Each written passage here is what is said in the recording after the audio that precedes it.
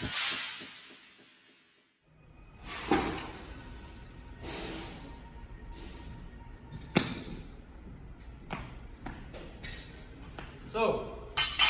most important aspect of the split technique is that we don't walk the tightrope, as I like to call it. So oftentimes you'll see when the split happens, our feet actually get more narrow. We want to avoid that. I often tell athletes to try to send your legs almost in 45-degree angles away from each other.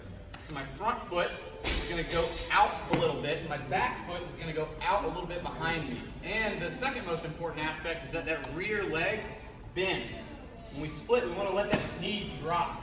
Kind of like a lunge position. A good way to get into a split technique is just go ahead into the lunge, come slightly up out of that, make sure our heel is staying stacked over the toe. And now whether we're coming out of a snatch or the barbell overhead, we always step back with the front leg first. Step, step. Let's go ahead and I'll show you straight on what this looks like. So you see how my legs go out from each other rather than just forwards and backwards.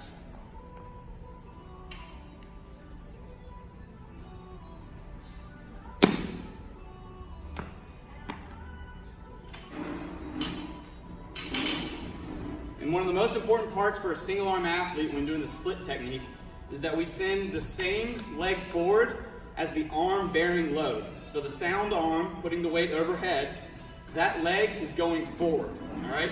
Here's what it looks like without the barbell. I'm gonna hold this position so you can see here. My feet are wide. This knee is bent and dropped. Not so much that it's on the ground, but this is the receiving position. The idea of the split is so we can get underneath the barbell.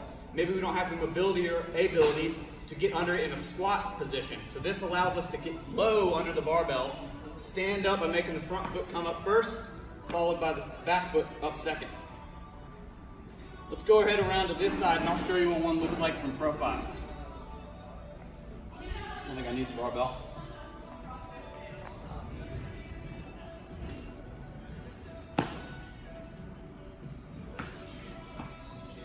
As the weight gets heavier and we need to get deeper on the split, you might find that that back foot goes back a little bit farther, but we're still always bending that rear knee, and the front knee obviously as well, but never trying to lock out that rear leg. So here's what not to do.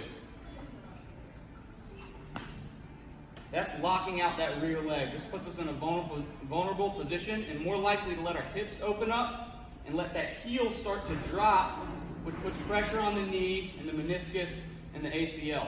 We want to avoid that, making sure we're keeping that heel stacked over the toe and letting that rear knee bend a little bit. And then always coming out front foot first, back foot second. Give it a try, let me know what you think.